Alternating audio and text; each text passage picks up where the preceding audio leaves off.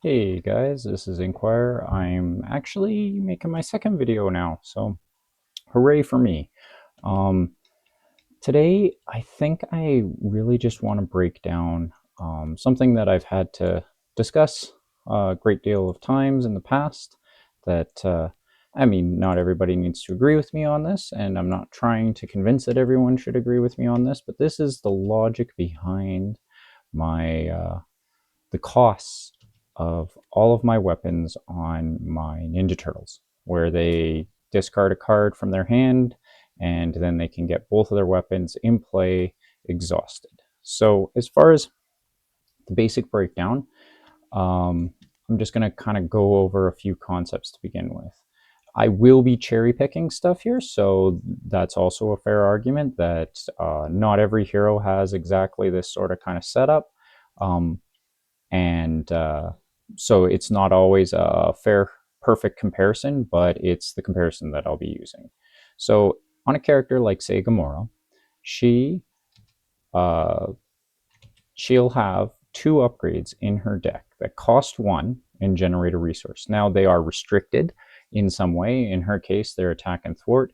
The debate could easily be made, though, that Gamora thrives off of attack and thwart events, and even has the ability to add extra ones from outside of her aspect. So that means that for you to not have, let's say, more than 15 cards in your deck that have attack and thwart would actually be pretty difficult to do. Just to confirm, she has right there, this is let's see, almost everything in her deck uh, has those traits, or a very large percentage of them. So if hers was even restricted to identity specific cards, there would really only be 3 cards in her set that she can't utilize that resource off of. Otherwise, 2, 4, 6, 8, 10 cards. And then on top of the fact that you are going to be adding, in all likelihood, 6 attack and or thwart events from other aspects, even before you account for, let's say you played leadership where you're kind of sparse for attack and thwart events, you're still going to easily have more than the number of aspect cards that you would just have in your deck. You'll have more than 15 events that this restricted resource generator would provide. So, also in the case of all of the X-Men, when you play X-Men, you have access to the X gene, which costs 1, has to be played while you're in alter ego because that's the only time you have a mutant trait, but it generates a wild resource for an identity specific event. Very similar to the generating a wild resource for an identity specific event that Leo has. Key differences being that you could play Leo's sword technically during the hero phase. This one actually, you'll notice, does not have hero restriction. It's not a hero resource, it's just a resource. So you can actually use it for identity specific power or events while you're in alter ego, which you can't on this one because it's hero resource. That said, you can also have an X gene when playing a character like Leo. So this does amplify, and I recognize that it's not a perfectly linear, but this is also a basic card. It's restricted to only having 1 per deck. That's in order to try to throttle in some of the tempo gains that can be gained otherwise, which in this case can be gained if you put X Gene into his deck, which in all likelihood you will. I have that reskinned one that I have shown before, Mutagen, which is effectively just the X Gene. Um, because it has that subtitle X gene, the intent of that on the left side is to make it so that you can't put X gene and mutagen in your deck because that would be fairly powerful. So all of these in consideration, I'm going to go over the breakdown of this power. So when you go to use this, you have to discard a card from your hand. So since he starts with a 6-card hand, that means that you are effectively paying 1 card to gain 2 cards. Now, let's imagine, for the sake of argument, that these cards went into your hand. So your starting hand is 6, you discard 1 card, and you gained 2 cards. So now you have a 7-card hand. Now, if you wanted to play one of them, you'd have to discard a card from your hand. So let's say you do that. Let's say you discard one card from your hand to put it into play. Now, if you exhaust the katana for an identity-specific resource, you can use that resource to pay for the other katana. Now, if you could reverse engineer that same resource that you gained from the first one, you could actually use that second sword to pay for your first one. Now, in reality, that wouldn't actually happen. But if you play any other identity-specific cards from your hand that turn, then that's effectively what you've done. So the cards getting them in play exhausted reduces their effective cost by 1. That means that you didn't get them into play for free. You actually had to initially discard a card from your hand in order to obtain them. And then by them being discarded, it means that their cost went down by 1. So they became effectively half paid for by themselves. So you've gained the tempo of discarding one card for 2 cards. Your effective value is E1 that you have spent for E2. For those that aren't familiar with that terminology, E just stands for effective and is often a way in the customs community for trying to quickly break down costs and value and balance. So now if I dig into this further, I can find plenty of examples where it is much more common for a hero in Alter Ego for their power to not cost them a resource, or a card in this case, but actually gain them a card. So in the case of, say, somebody like Nightcrawler, very easy one, search your deck for a copy of Bamf and add it to your hand. Characters like Miss Marvel, choose a player to draw one card. That's the simplest one of all of them. Debatably, also a very powerful one that many people consider potentially overpowered. Even somebody like as recent as Winter Soldier. You get to spend 1 resource of any kind, search your deck, and put your cybernetic arm into play. It goes straight into play.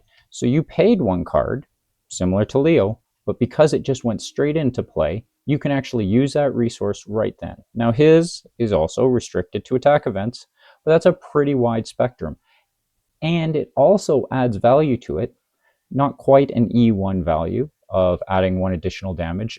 Adding a bonus damage onto an event is not quite the equivalent of E1 because a lot of attack events tend to be valued at probably closer to an E8, or sorry, an E.8, meaning that it's not like a full extra card value that you're gaining from that, but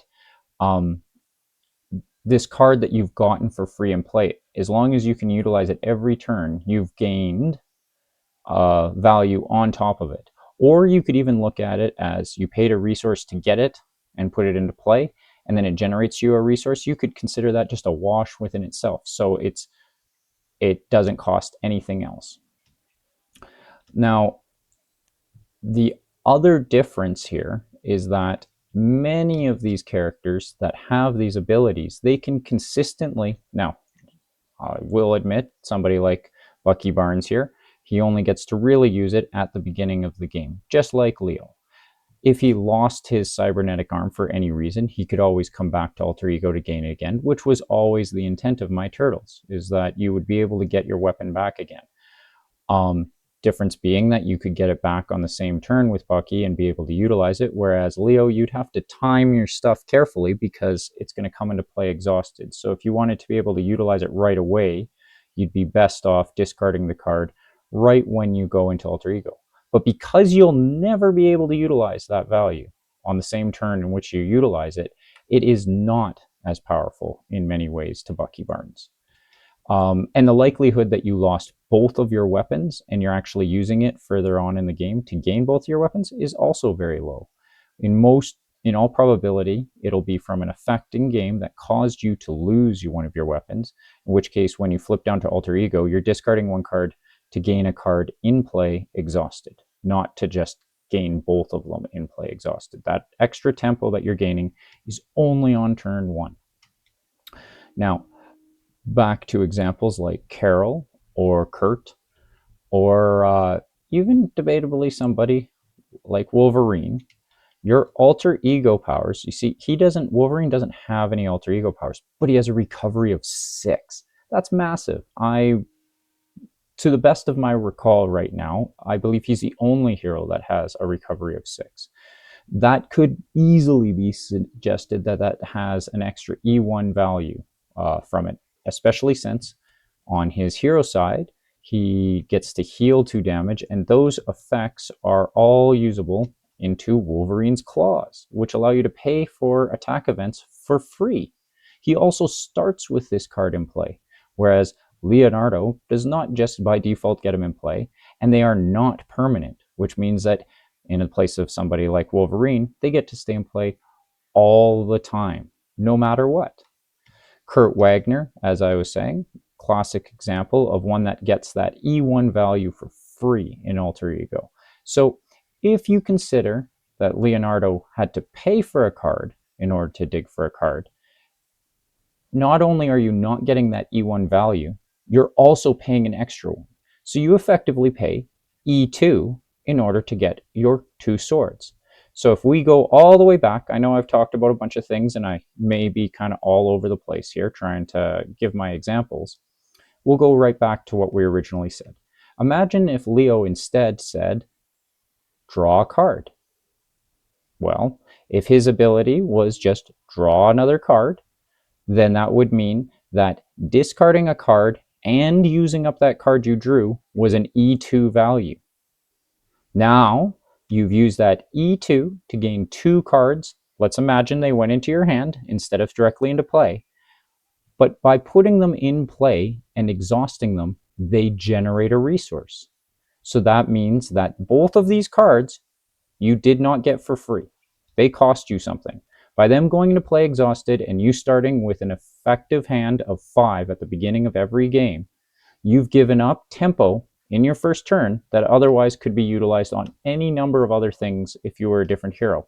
Or in the case of characters like Kurt or Carol Danvers, you would have actually just outright gained an extra card on top of that. You have the disadvantage of them being able to be removed from play through any number of effects from the villain. And in order to get them back, you still also have to flip down again and give up that card. Now imagine in a game where you never lose these swords and you gave up that tempo at the very beginning of the game and you gained the consistency of having these 2 resource generators. When you flip back down, you still only get 6 cards. You never get any other bonus effect for flipping down. So characters like Wolverine, who have the significantly higher recovery, you don't have that. For characters like Kurt Wagner, you don't get to just get an extra card back in your hand. Carol Danvers, you don't get to just draw an extra card just for the fun of it. Even characters like Gamora allow you to, not consistently, but there's a pretty good chance that you will look at the top card of your deck and gain an attack or a thwart event. On top of that, you can do all 3 of these abilities, Gamora, Carol, and Kurt, can use these abilities the turn they flip down and the turn following that at the beginning. So that's actually 2 card value that you'll be able to gain. Gamora's inconsistency is often counteracted by the fact that of those 2 flips, the probability of you not getting an attack or thwart event is actually really, really low. So you have a reasonable chance of being able to get 2 cards out of her alter ego power. But even if you only got 1, that's still really good. There is a chance that this whiffs, and so the consistency that you would have, say, compared to somebody like Kurt, is not there. But a character like Kurt, you can easily make sure that you will always get that value each time the turn you flip down and the following turn when you're going to flip back up.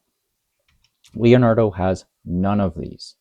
Once he's gotten them in play, that's it.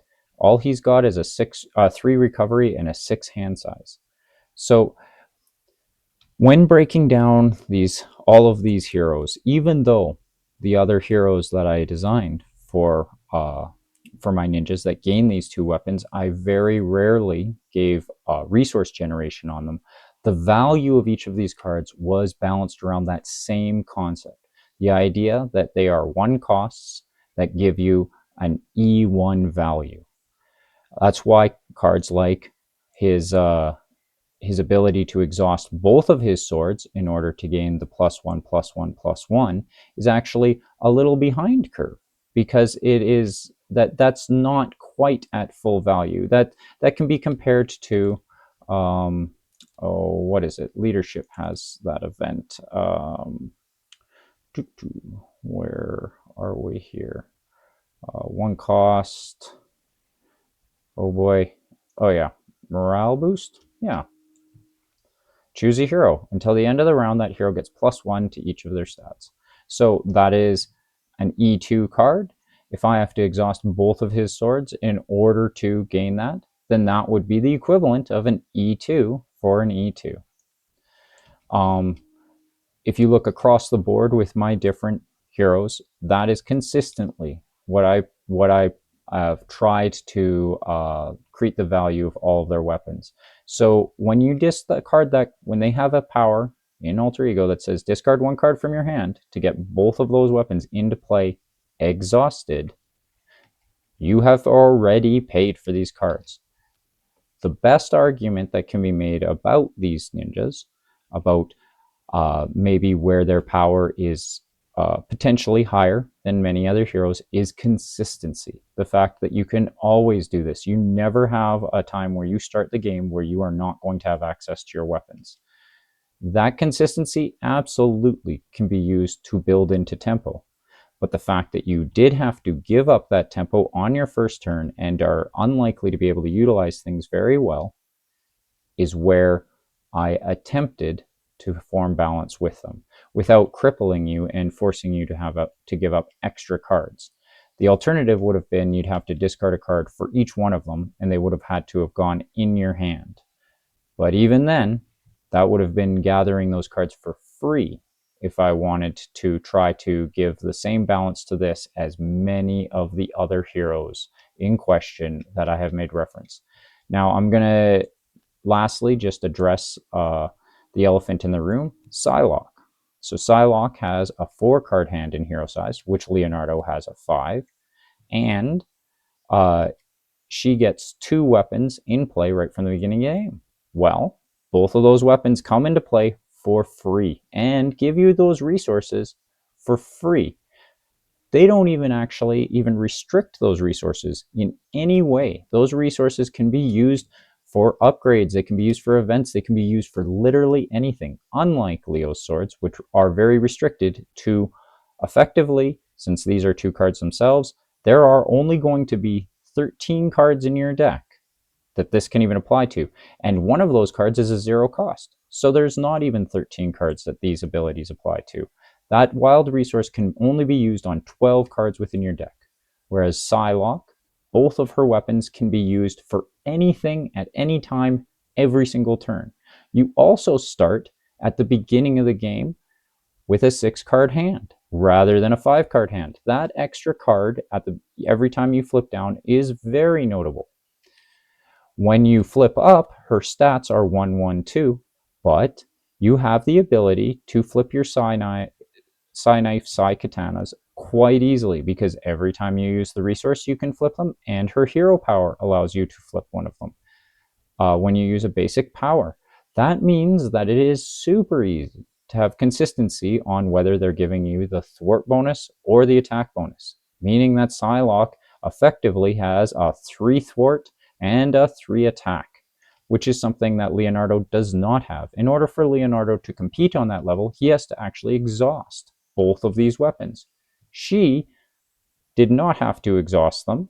She just gets these free resources every turn. So as far as the debate regarding Psylocke, it is very easy to see that she has, between her 4 hand card size and 2 resources that she can use on anything every single turn for the entire game, she has debatably an E6 hand, or E6 value when she's in hero form, and then when down in Alter Ego, she has her full 6-card hand right from the beginning of the game. So I would debate, and even in gameplay, because of some of her card drawing effects and that sort of thing, Psylocke is actually notably more powerful than a character like Leonardo. And I would say if people play Psylocke with any consistency or play Leonardo, they will see that she is able to consistently pull off a much higher value on each of her turns than Leonardo is, because he is not able to consistently always use his swords for resources. Many turns, especially if you don't get the right setup, you will only be able to utilize the swords to get the +1 attack, thwart, and defense. And you may not even get to use that more than once. In most cases, you won't, even with him having hero power that allows him to ready one of his weapons. Because if you don't have a card in your hand that you can use for an identity, if you don't have an identity specific card in your hand, you are not going to be able to get that gained value.